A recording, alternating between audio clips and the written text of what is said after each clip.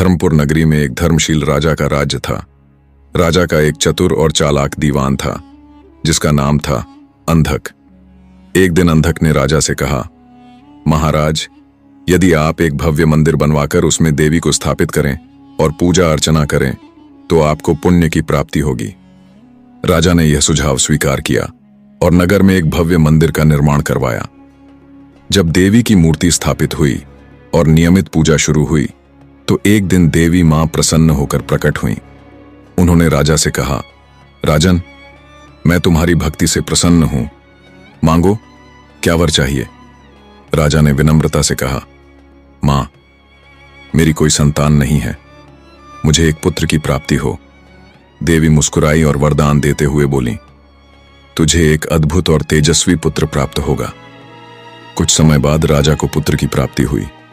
पूरे राज्य में उत्सव मनाया गया। हर कोई आनंद और खुशियों में डूबा था। इसी बीच एक दिन नगर में एक धोबी अपने मित्र के साथ आया।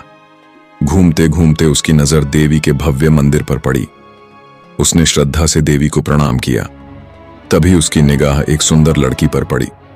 वह लड़की इतनी आकर्षक थी कि धोबी का दिल उस पर आ गया। उसने मन ही मन प्रण किया और मंदिर में जाकर देवी से प्रार्थना की, हे देवी मां, यदि यह लड़की मेरी हो जाए तो मैं आपके चरणों में अपना शीश अर्पित कर दूंगा। इसके बाद धोबी की स्थिति बदल गई। वह हर पल बेचैन और उदास रहने लगा। जब उसके पिता को उसकी हालत का पता चला तो उन्होंने लड़की के पिता से जाकर विवाह का प्रस्ताव रखा। कुछ ही दिनों में दोनों का विवाह संपन्न हो गया। धोबी का जीवन अब सुखमय होने लगा। कुछ समय बाद लड़की के पिता ने अपने गांव में एक उत्सव रखा। धोबी को भी अपनी पत्नी और मित्र के साथ वहां आने का निमंत्रण मिला। तीनों रास्ते में देवी के मंदिर के पास पहुंचे।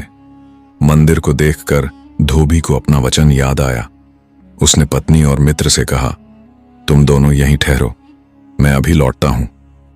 मंदिर में जाकर उसने अपनी तलवार निकाली और अपना शीश काटकर देवी के चरणों में अर्पित कर दिया। जब धोबी काफी देर तक नहीं लौटा तो उसका मित्र उसे खोजने मंदिर के भीतर गया।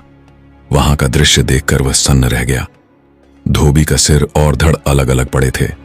मित्र सोचने लगा, यदि लोग यह देखेंगे तो वे समझेंगे कि मैंने उसकी हत्या की है ताकि उसकी पत्नी को अपना बना सकूं। इससे अच्छा है कि मैं भी प्राण त्याग दूं।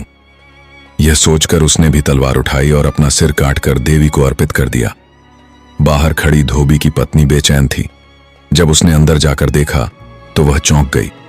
दोनों के सिर धड़ से अलग पड़े थे। उसने सोचा, लोग कहेंगे कि यह स्त्री अत्यंत पापी है, इसने अपने पति और उसके मित्र को मार डाला। बदनामी के डर से उसने भी तलवार उठाई और अपनी जान देने की ठान ली। जैसे ही वह तलवार अपनी गर्दन पर रखती, देवी प्रकट हुई। देवी ने कहा, वत्स, मैं तुझ पर प्रसन्न हूं, जो वर चाहो मांग लो। स्त्री ने रोते हुए कहा, हे मां, मेरे पति और उनके मित्र को जीवन दान दे दीजिए। देवी ने कहा, ठीक है, तुम उनके सिर उनके धड़ों पर लगाकर रख दो। घबराहट में स्त्री ने दोनों के सिर गलत धड़ों पर रख दिए। एक का सिर दूसरे के धड़ पर और दूसरे का सिर पहले के धड़ पर लग गया।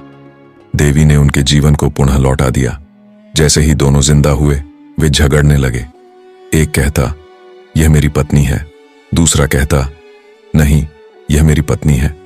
इतनी कहानी सुनाने के बाद बेताल ने राजा विक्रम से पूछा, हे राजन, बताओ वह स्त्री किसकी पत्नी होगी।